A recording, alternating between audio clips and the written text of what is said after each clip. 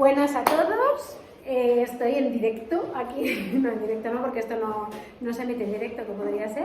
Estamos aquí unos cuantos en clase y hemos decidido dar la clase, pero dejarlo grabado para que vosotros en casa lo podáis ver y así no tenga que repetir la clase y que todo el mundo luego lo subiré al canal y podréis seguir teniendo este material de cara a que estudiéis escuchándome como si fuese un podcast, ¿vale? Que eso siempre viene bien, que a veces no te apetece estar ahí poniendo tú escuchas a alguien y oye, se te va quedando poco a poco, ¿vale? Entonces vamos a continuar con el tema de los lípidos. Voy a repasar, ¿vale? Lo primero. Como vemos en el esquema, los lípidos eran lo que comúnmente llamamos grasas y que están formados por la tía Chon jugando a la PSP, ¿vale? Las propiedades físicas, os decía que solo había que pensar en que tú te manchas con aceite y empiezas a ver que se queda pegado a la piel, es untuoso, es brillante. Cuando lo mezclamos con agua es inmiscible, ¿vale? O sea, no se mezcla, sino que se queda arriba porque también tiene menor densidad. Pero todos los compuestos que son insolubles en agua siempre va a ser al revés, van a ser solubles en disolventes orgánicos y van a tener funciones muy importantes como la de reserva energética porque van a tener el doble de energía que los glúcidos. Luego la función estructural, que ya os hablaba de que forman la membrana, no forman parte solo, sino que son la base de las membranas celulares. Y la metabólica, porque tenemos vitaminas y tenemos hormonas que participan en procesos metabólicos y también hormonales, ¿de acuerdo? Entonces de aquí yo creo que bien. Si bajamos un poquito, pues nos metíamos en la clasificación y hablábamos de que teníamos lípidos saponificables e insaponificables, que aquí es lo mismo que coinciden. Lo que pasa es que esta clasificación es más a nivel químico. Pero si lo pensamos a nivel de si reaccionan para formar jabón, los saponificables sí van a formar jabón porque contienen, esto lo preguntan mucho, ¿por qué un lípido es saponificable? ¿Vale? Pues porque contiene ácidos grasos en su molécula. Esa es la respuesta que hay que dar. Y dentro de esto pues teníamos las grasas o acilglicéridos, que las veremos más adelante. Luego tenemos los céridos que luego lo veremos también, tienen una función protectora porque su molécula no puede crear enlaces con nadie y entonces eso hace que el agua, por ejemplo, resbale por ella y esto lo hemos visto si echamos agua en cera, pues no se mezcla nada, o sea, es totalmente impermeable. La pluma de los pájaros, que a mí eso me flipa cuando ves un pato que se mete en el agua y sale seco, porque las plumas están cubiertas de cera. Y entonces el agua resbala y no se moja. Y es que fijaros cómo es la naturaleza de sabia, porque claro, si las alas se mojaran, no podrían volar, se quedarían. Sin embargo, un animal que anda, no pasa nada que se moje, puede seguir andando, ¿vale? Y, bueno, hay un animal también que tiene cera en su pelaje y el año pasado, no el anterior, que yo fui a acompañar a los alumnos de primero a la granja escuela. Es verdad que, fíjate, que la lana de oveja yo no lo había tocado nunca. O sea, la lana de una oveja que la habían esquilado. Pues tú coges la lana y es que es como si estuviese llena de mantequilla. O sea, es completamente llena de cera. Y la lana de la oveja es lo que más abriga, porque si utilizas eso para hacer chaquetas, que es muy caro, que cuesta mucho dinero porque es algo pues no es textil artificial, pues te protege tanto que te quita el frío lo que más, ¿vale? Porque te protege la cera, como si fueses un animalito, pues nos sirve para eso. Luego tenemos los fosfolípidos, que son los que forman parte de la membrana, y los glucolípidos, que los habíamos dado en heterócidos, que eran cuando es una molécula formada por un glúcido y otro tipo de sustancia, y en este caso glucolípidos, porque estamos en el tema de lípidos, pero acordaros que también teníamos glucoproteínas. Vale. Y luego los insaponificables no van a tener ácidos grasos en la molécula. Luego más adelante veremos cómo es su estructura. Dentro de estos están los terpenos y los esteroides y las prostaglandinas, que os dije que lo pusierais ahí. Vale, sí, y dentro, o sea, tenemos esteroides que son las hormonas que conocemos, cortisol, hormonas sexuales y los terpenos que principalmente están en los pigmentos fotosintéticos, como por ejemplo las antófilas, los carotenoides, etcétera, ¿vale? Luego, para seguir repasando un poco más, veíamos la fórmula química de un ácido graso. Tiene el grupo funcional carboxilo, que es el ácido, y luego una cola hidrocarbonada. Y esta cola lineal hidrocarbonada puede ser de X carbonos, 16, 18, 20, 22, pares, siempre van a ser pares. O sea, pares en total, digo, en la fórmula. Van a formar parte de otros lípidos, es decir, que tenemos ácidos grasos en muchos tipos de lípidos diferentes, pero todos dentro de saponificables. Y se van a diferenciar, y lo decíamos por lo que os acabo de decir del número de carbonos que tiene y por los enlaces que tiene. Cuando los ácidos grasos no tienen enlaces dobles son saturados, y cuando contienen dobles enlaces se les llama insaturados. Y dependiendo de si tenemos un enlace solo, y entonces serían monoinsaturados, o si tenemos más de uno, y entonces son los poliinsaturados, ¿vale? Me estaba mirando a ver si le había dado el botón. Que yo soy así, ¿sabes? Digo, voy a grabar, y de repente llevo un rato y no grabo nada. Digo, no, aquí ya llevo. Los saturados, como dejan la cadena completamente recta, van a ser enlace, bueno, esto lo he dicho, van a ser químicamente muy estables. Van a ser sólidos a temperatura ambiente, principalmente en grasas animales, aunque los tenemos en vegetales como el coco, el cacahuete y la palma. Ejemplo de ácido graso saturado, el ácido palmítico, que os dije que era el más fácil de aprender por esto de la palma. Luego, cuando tenemos insaturados, si tenemos un enlace, lo que va a provocar en la molécula es una curvatura, pero como solo tiene una curvatura y solo un enlace, químicamente van a ser bastante estables. Y de estos tenemos ácidos grasos muy buenos, omega 3, omega 6, etcétera, en el pescado azul y en aceites vegetales como el aceite de oliva especialmente. Y luego los poliinsaturados, que voy a reducir la pantalla un poco para que se vean, son los que tienen más de un doble enlace. Y estos son químicamente inestables, tenemos muchos, los que sean los dobles enlaces en la molécula, y eso hace que la molécula tenga curvaturas raras, y por eso es inestable. Y de aquí teníamos los ácidos grasos esenciales, que son los que tenemos que tomar en la dieta porque no los podemos fabricar nosotros, ¿vale? Y de aquí, pues el aceite de lino, por ejemplo, es muy importante, el aceite de girasol.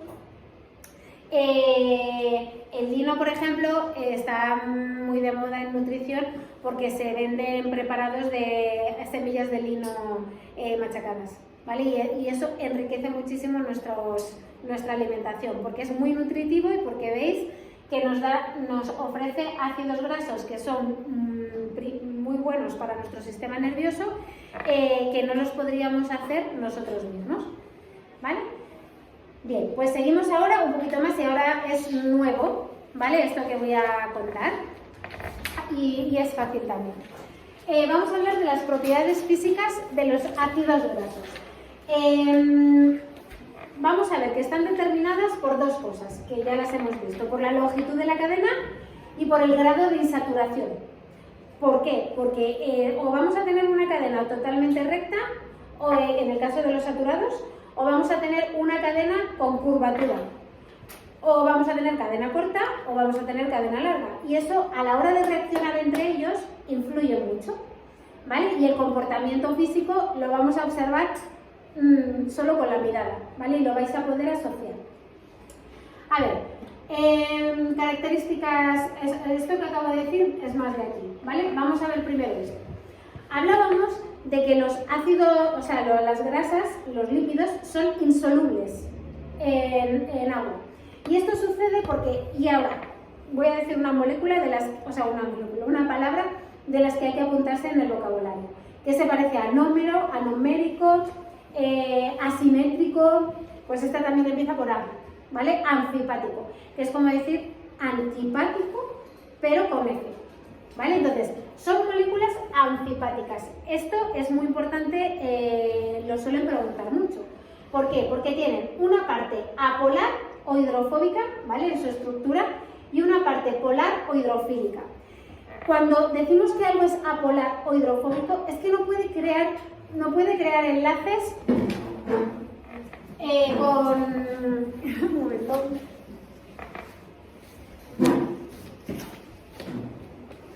No puede crear enlaces con nada, ¿vale? No tiene posibilidad. Y entonces esa parte va a ser la hidrofóbica. Sin embargo, la otra parte que sí va a poder crear enlaces es la polar hidrofílica, que va a corresponder al grupo COOH, porque si veis este hidrógeno va a poder cederse y se va a quedar con carga negativa el COO y entonces puede generar enlaces con otras moléculas. ¿Qué les pasa, por tanto, a los ácidos grasos? Fijaros que los he dibujado aquí como una bolita y es como un alfiler, ¿vale? La bolita sería el COOH y todo esto sería la cola hidrocarbonada. La cola hidrocarbonada es CH2, CH2, CH2, CH3. No hay nada que pueda establecer el enlace. Y lo único que puede establecer el enlace es la bolita, que es el COOH. Esto hace que funcionen de una determinada manera cuando están en disolución acuosa, ¿vale? Uno, o forman monocapas y entonces todos los ácidos grasos se colocan encima del agua poniendo solo en contacto las cabezas de COOH, porque son las únicas que pueden establecer un enlace con el agua y por eso son hidrofílicas. Y todas las colas que no pueden ni ver al agua, ¿vale? Pues son las colas hidrofóbicas. Entonces se queda pegado al agua solo la parte polar, que es la parte del ácido, ¿vale? Esto me lo imagino cuando, por ejemplo, tengo pues agua y una superficie cubierta entera vamos a poner aceite, porque es más fácil imaginarlo, ¿vale? Tengo aceite, tengo agua y pongo una capa de aceite, la capa pero lentamente, o sea que se vaya distribuyendo. Yo tengo el aceite por encima cubriendo todo el agua. Eso sería una monocapa. Siguiente paso, micelas. Esto, cuando yo pienso en eso, se me viene a la cabeza una ensalada. Y cuando yo veo gotas de aceite en el vinagre. Las gotas de aceite, que se quedan así gotitas más grandes, más pequeñas, tal, son micelas. Y se colocan así en forma circular porque dejan fuera las cabezas polares de ácido y meten dentro las colas apolares porque no pueden estar en contacto con el agua, se repelen, son hidrofóbicas. Y así vemos que funcionan las grasas. Y luego las bicapas. Bicapa, veis que en este caso tengo la cabeza polar y luego dos colas, que son apolares. Pasa lo mismo, si yo tengo una bicapa, lo que va a quedar fuera van a ser las partes que pueden estar en contacto con el agua. ¿Y que van a dejar hacia adentro? Pues todas la cadena hidrocarbonada que no va a estar en contacto con el agua. Entonces, el sistema siempre es el mismo. La idea es, lo que es apolar, lejos del agua. Y lo que es polar, se queda en contacto. De tres maneras. Monocapa, micela o bicapa. Y esto de la bicapa es lo que tienen las membranas celulares. ¿Vale? Y mola la idea, porque las membranas celulares, si os imagináis una célula, fuera hay agua. Agua no solar, con mil cosas, ¿vale? Pero nuestro medio principalmente es agua. ¿Pregunto? Sí, un 70%. O sea, un 70% de nuestro cuerpo es agua. Imagínate que tuviésemos moléculas hidrofóbicas. Inviable. O sea, que repelieran el agua. No podríamos tener ese tipo de moléculas, ¿vale? Entonces, pero sí necesitamos lípidos para muchas cosas. ¿Cómo se apañan los lípidos? Pues en las células tenemos millones de células, todos somos células. O sea, todos nuestros cuerpos son células. Tienen que ser capaces de estar en contacto con agua, tanto fuera como dentro. Porque todo está en disolución, ¿vale? Esto es importante. Fijaros que entonces, por eso, si nos imaginamos que esto fuese la membrana así circular de una célula, veis que justo coincide que las cabezas polares se quedan en contacto con agua, tanto fuera como las de dentro. ¿Podría ser la membrana celular una monocapa? Pregunto. La membrana de las células, con todo lo que lleva dentro, orgánulos, tal, ¿podrían existir células solo con lípidos en monocapa?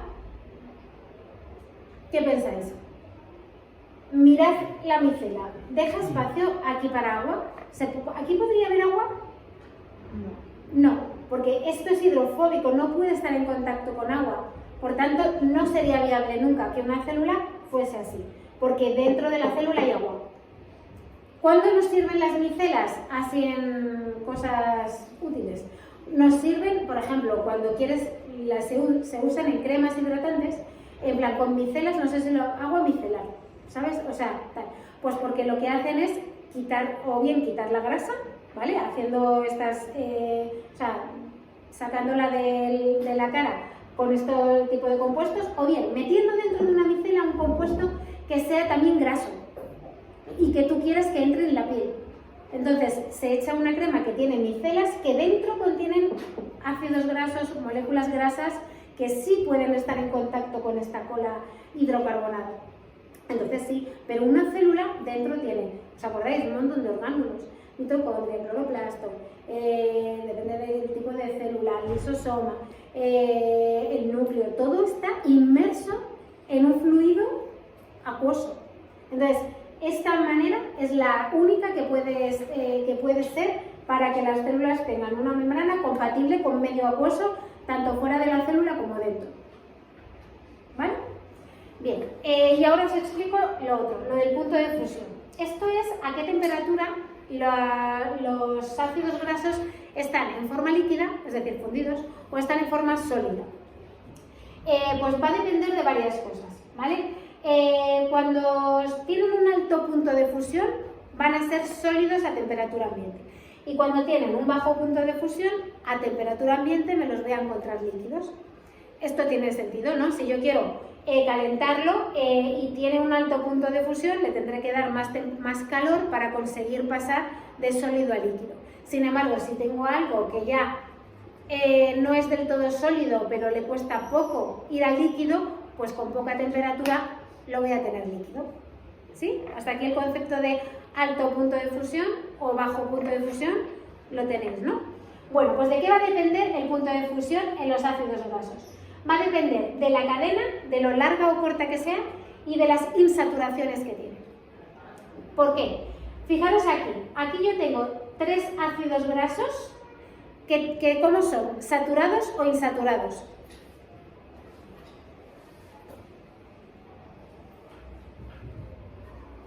A ver, ¿cómo lo distingo eso? Acordaros, cuando son saturados no tienen dobles enlaces, no tienen. Entonces, ¿pensáis que aquí hay dobles enlaces? No hay dobles enlaces, es recto. Porque en el momento en el que tengan un doble enlace, que lo tengo aquí, se curva la cadena. Entonces, cuando veáis un ácido graso recto, es que es saturado. Y cuando tiene curvaturas, es que es insaturado. ¿Vale? ¿Qué es lo que hacen los ácidos grasos cuando están cerca uno de los otros? Pues van a establecer entre ellos unas fuerzas que se llaman fuerzas hidrofóbicas. ¿Vale? Y estas fuerzas hidrofóbicas van a ser más fuertes cuando tengo las moléculas más cerca físicamente. Y cuando las tengo más alejadas, pues aquí hay menos fuerza. Sin embargo, cuando está cerca hay más fuerza. ¿Vale? Como en este caso los ácidos grasos están rectos, las moléculas se pueden quedar muy juntas entre ellas. ¿Cómo pensáis que van a ser aquí entonces las fuerzas hidrofóbicas? ¿Más fuertes o menos fuertes que en este caso, que se encuentran más alejadas por culpa de la curvatura? Más fuertes, más cerca, más fuertes. ¿Vale? Más lejos, más débiles. Entonces, al ser más fuertes, los ácidos grasos saturados van a tener, ¿qué pensáis? ¿Mayor punto de fusión o menor? ¿Va a costar más romper el enlace o va a costar menos? Están más fuertes. ¿Qué me cuesta? ¿Romperlo más o menos? Más, me cuesta más. Entonces, su punto de fusión va a ser mayor. Voy a tener que emplear más energía para romperlo.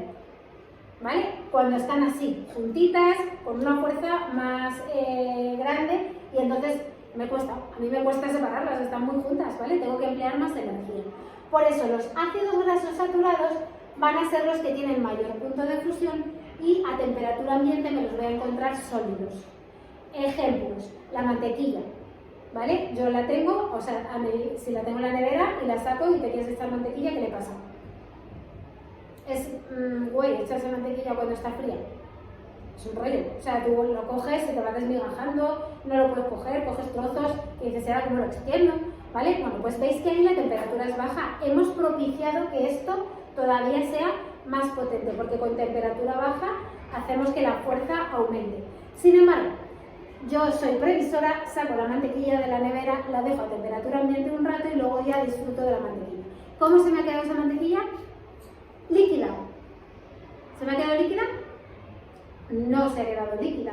Pero es un sólido que, como ahora está en una temperatura ambiente, tiene cierta fluidez. Entonces yo ahora puedo coger la mantequilla y la puedo extender, pero la mantequilla está sólida a temperatura ambiente, ¿vale? Está untuosa, pero no tiesa, como cuando la tengo en la nevera. ¿Y la mantequilla de qué origen es? ¿Vegetal o animal? Vegetal. Animal. Animal, ¿vale? La mantequilla, porque lo que tú has dicho es también porque en el mercado nos venden cosas parecidas, que es la margarina. La margarina es de origen vegetal, ¿vale? Y es la que te venden como saludable. Y la mantequilla es la de origen animal, que se saca por la nata de la leche, ¿vale? Se saca, se bate y solidifica. ¿Cuál pensáis que es más saludable de las dos? ¿La margarina o la mantequilla? Así en vuestra cabeza. Decid lo que os venga en vuestra cabeza, porque antes os he dado una pista, ¿vale? Lo que tenéis en vuestra mente. Margarina. O sea, vamos, yo también, o sea, vamos, por los anuncios que te venden margarina, es como de origen vegetal, no sé qué, hemos añadido como bebidas, vitaminas, tal. Todos los alimentos, cuanto más procesados, ¿vale? Cuanto más naturales, mejor. Entonces, la mantequilla, contra todo pronóstico que te pueden decir, son grasas animales, eso malísimo para el colesterol. Sí, claro, si tú tienes el colesterol alto, no tomes mantequilla, porque vas a contribuir a tener ese colesterol alto, ese origen animal. Sin embargo, elegir entre margarina y mantequilla, es mejor mantequilla.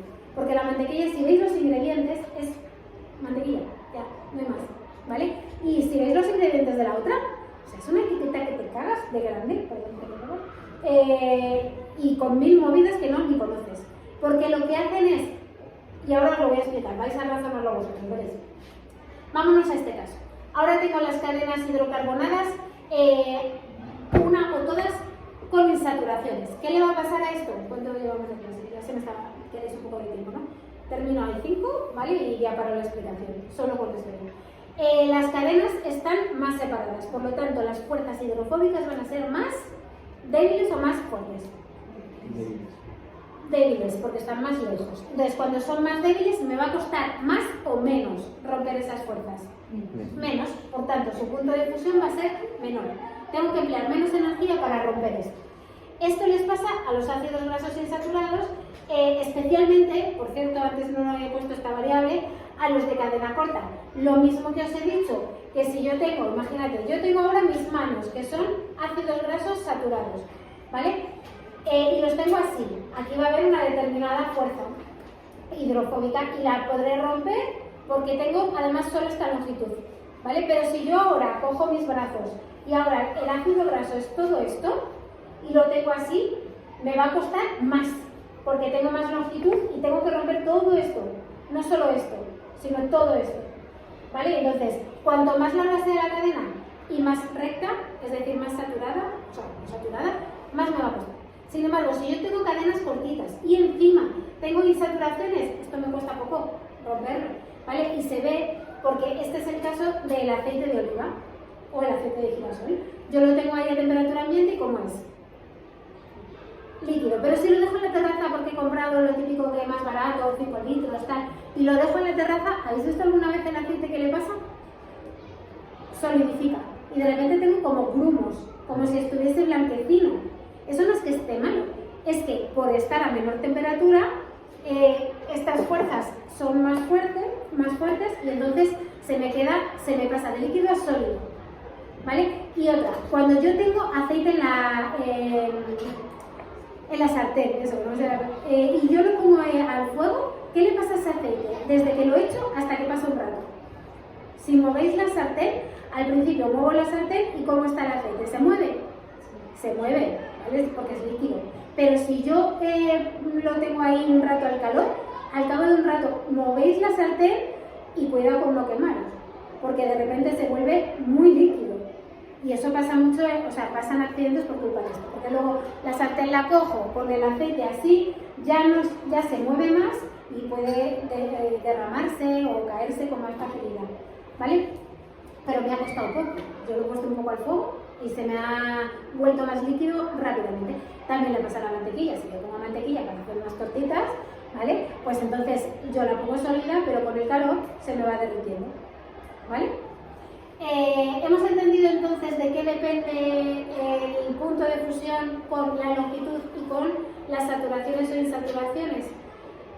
Yo os aconsejo que esto lo volváis, o volvéis a ver el vídeo o volvéis a darle una vuelta mental para que os aseguréis de que entendéis los dos factores, porque de esto preguntan bastante.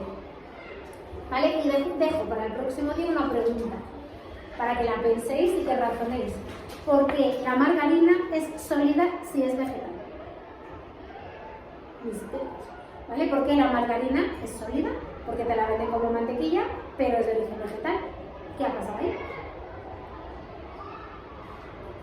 Bueno, chicos, os dejo, ¿vale? Espero que si habéis ido a la manifestación, pues que haya estado bien y que no os haya pasado nada.